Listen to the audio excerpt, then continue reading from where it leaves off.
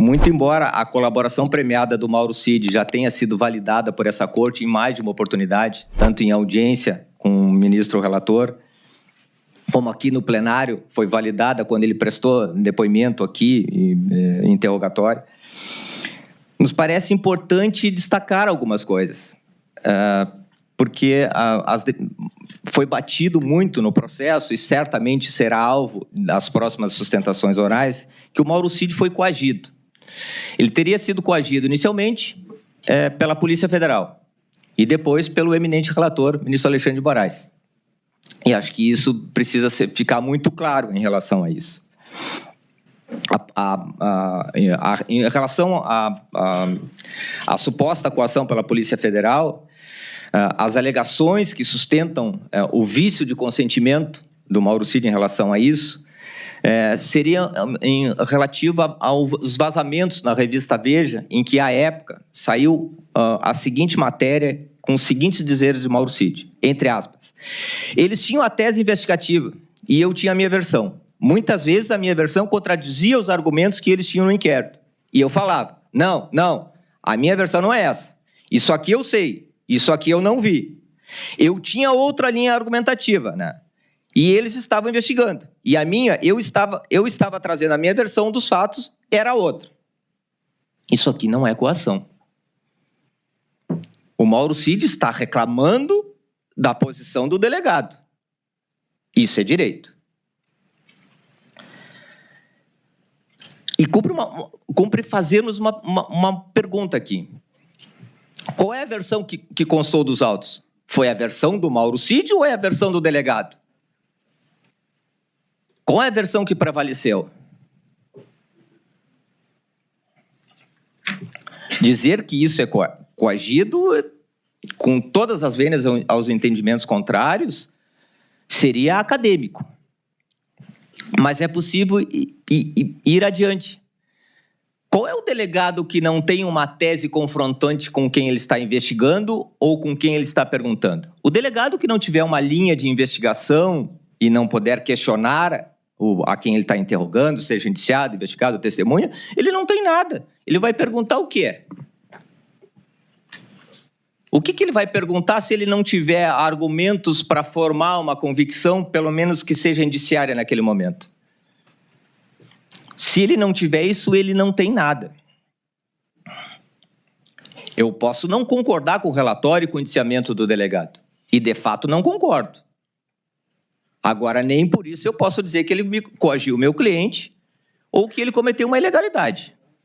E aqui eu vou fazer uma ressalva, e preciso fazer por uma questão de lealdade processual. Eu preciso dizer que a equipe do Dr. Fábio Schor, que à época dos depoimentos prestados pelo Mauro Cid, sendo comandadas por ele, do Dr. Flávio Reis e Dr. Elias Milhomens, foi extremamente ética e profissional. Eles nunca falaram com Mauro Cid sem a presença da defesa. Nunca tentaram falar com Mauro Cid sem antes acessar a defesa. Se isso não é um respeito ao devido processo legal, eu acho que eu estudei mal. Mas nós podemos ir adiante. Esses mesmos áudios vazados na Veja falam mal de Vossa Excelência, ministro Alexandre de Moraes. Vossa Excelência deve estar acostumado com isso. Mas eles falam, em nenhum momento, esses áudios, em nenhum momento, esse áudio vaza qualquer coisa em relação à colaboração premiada.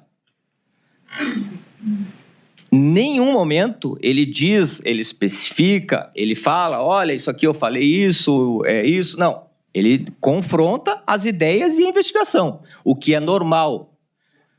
E acho que é muito legítimo dentro de um Estado democrático de direito em que o devido processo legal tem que ser preservado. Qual é o indiciado? Qual é aquele que é preso? Qual é o investigado que concorda com o delegado e com o juiz? Vossa Excelência, ministro Zanin, que recentemente passou com maestria por essa tribuna da defesa aqui, Vossa Excelência já teve algum cliente que alguma vez na vida concordou com o juiz que determinou a prisão? Ou com o delegado que o indiciou? Eu acredito que não. Eu acredito que não. Se Vossa Excelência teve, foi muito privilegiado. e o seu cliente de muitas luzes. Porque é normal, faz parte do ser humano. Se o ministro Alexandre de Moraes tivesse determinado a minha prisão, eu também teria reclamado dele. Não sairia na Veja porque eu não tenho expressão para isso. Mas eu teria reclamado de Vossa Excelência. Porque faz parte. E o Estado democrático, a legitimidade, me permite que eu faça isso. E é por isso que nós estamos nessa tribuna. Brigando pelo Estado democrático de direito e pela liberdade, pelo legítimo processo.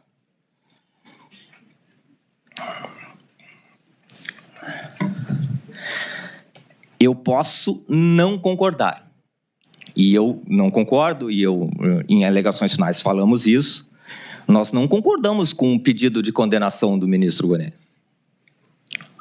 Mas nem por isso eu posso dizer que ele me coagiu, nem o ministro Alexandre de Moraes e nem o delegado. Porque aí eu estaria sendo desonesto. E isso nós não podemos fazer. A lealdade processual, ela tem que ser íntegra. E ela tem que ser única para qualquer um que seja um dos investigados. O legítimo direito de questionar é uma coisa.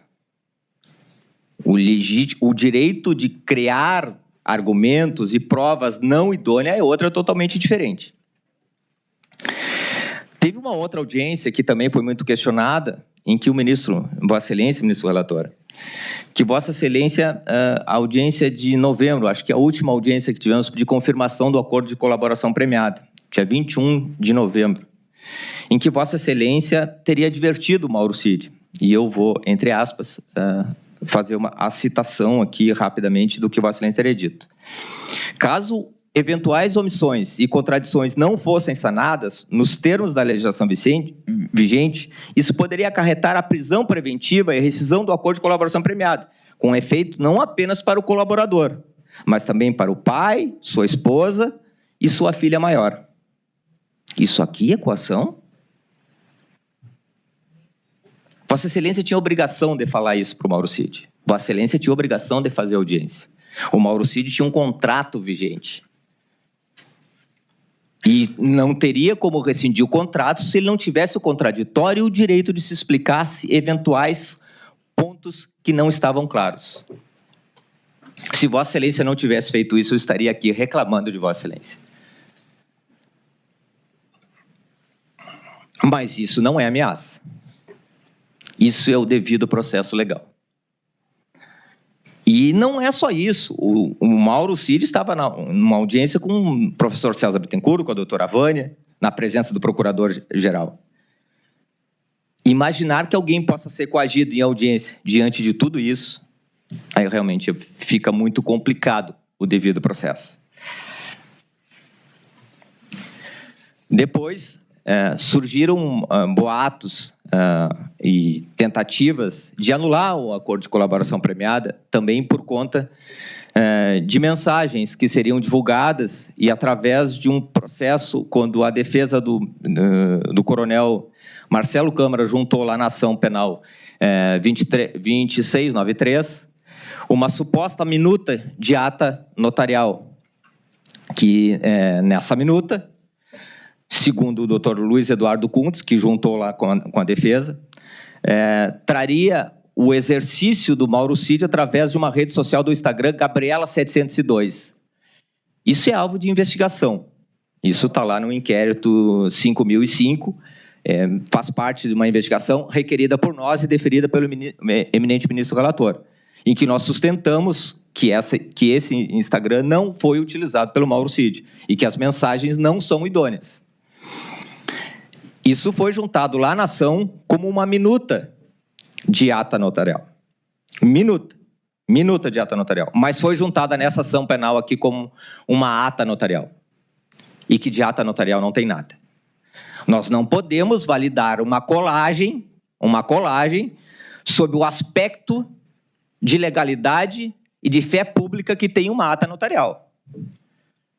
O documento juntado lá na ação penal 2693 é um documento particular, que a defesa lá atribui de direito de defesa. Tá tudo bem, mas é uma colagem privada, é uma ata caseira, digamos assim. Não tem, de notarial, não tem absolutamente nada. Não tem a fé pública, é um documento, evidentemente, sujeito ao contraditório. Faz parte? É direito dele juntar documentos? É. Não sei se... Quanto à legalidade, questionável. E eu não vou antecipar isso aqui, porque isso está em investigação. Eu só quero dizer que o que foi juntado nesse processo aqui não é ata notarial. Não existe ata notarial. E o cartório onde ela teria sido levada a construir minuto certificou a inexistência dela. Então, nós não estamos falando só por um argumento defensivo. Isso é exatamente o que o cartório disse. Olha, não tem nenhuma ata, essa ata não foi registrada, ela não existe. E o teor dessa ata também a gente precisa fazer um rápido ingresso no teor, porque a ata notarial juntada seria de conversas que Mauro Cid teria tido com, então, o doutor Luiz Eduardo Kuntz. Só que, por ofício do eminente ministro relator, ele oficiou a meta. E a meta respondeu, dizendo que, neste perfil, o Gabriela 700, não haviam mensagens. Mas a minuta de ata do Dr. Kuntz tem mensagem. Eu não vou dizer que isso aqui é crime, que isso é má-fé, não vou dizer nada disso, porque a polícia vai dizer, não sou eu que vou dizer. Eu preciso dizer aqui, já que as defesas se agarram nisso para alegar que o Mauro Cid vazou e descumpriu o acordo de colaboração premiada, eu preciso dizer que isso não tem credibilidade. Não, pelo menos, a credibilidade que estão tentando emprestar a ela. A fé pública. Isso ela não existe. O professor Paulo Gonet sugeriu uma pena, sugeriu que os benefícios dele fossem alterados. E nós aí vamos discordar novamente da acusação, doutor. Porque se a colaboração premiada dele é sólida, e foi reiterada inúmeras vezes, inclusive pelo professor Paulo Gonet, se ela dá sustentação e dá dinâmica dos fatos, e dá, por que ele não teria os benefícios que ele ajustou? Não seria justo que o Estado, agora, depois de fazer tudo isso, depois dele estar com cautelares diversas da prisão por mais de 2 anos, afastado de suas funções, inclusive agora pediu baixa do Exército, porque não tem mais condições psicológicas de continuar como militar, que agora, chega no final, o Estado diga assim, não, realmente, tu me ajudou, está tudo certo, mas eu vou te condenar. Se fizermos isso, acabou o Instituto da Colaboração Premiada. Ou ele vale, ou ele não vale. Ou nós anulamos e não tem pedido acusatório de anulação, nem da autoridade policial que contratou, e é um contrato jurídico. Foi validado pelo ministro relator inúmeras vezes.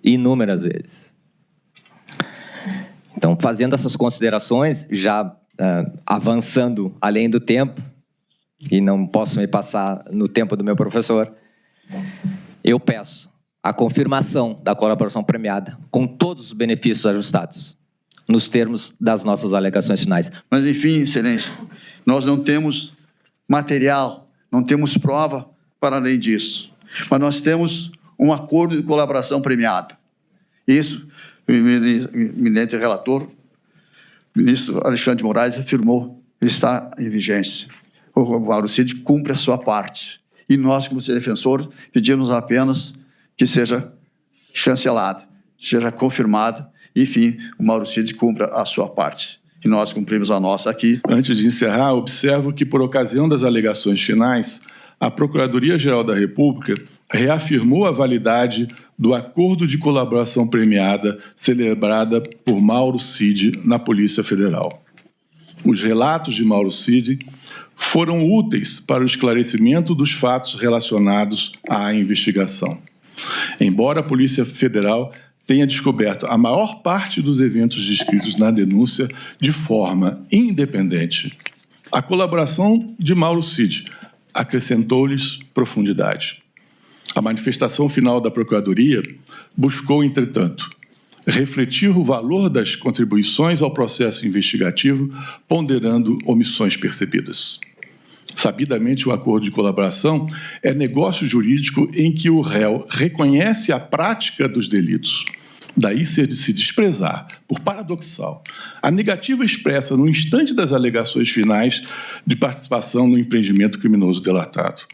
Não custa recordar que não existe entre nós a figura da mera testemunha premiada. Em relação aos benefícios decorrentes do acordo de colaboração premiada, celebrado pelo réu Mauro César Barbosa Cid com a Polícia Federal, a Procuradoria-Geral da República afirmou que os benefícios devem ser aplicados com observância ao princípio da proporcionalidade, com análise da efetiva contribuição do colaborador para o esclarecimento dos fatos e o grau de lealdade demonstrado ao longo do procedimento.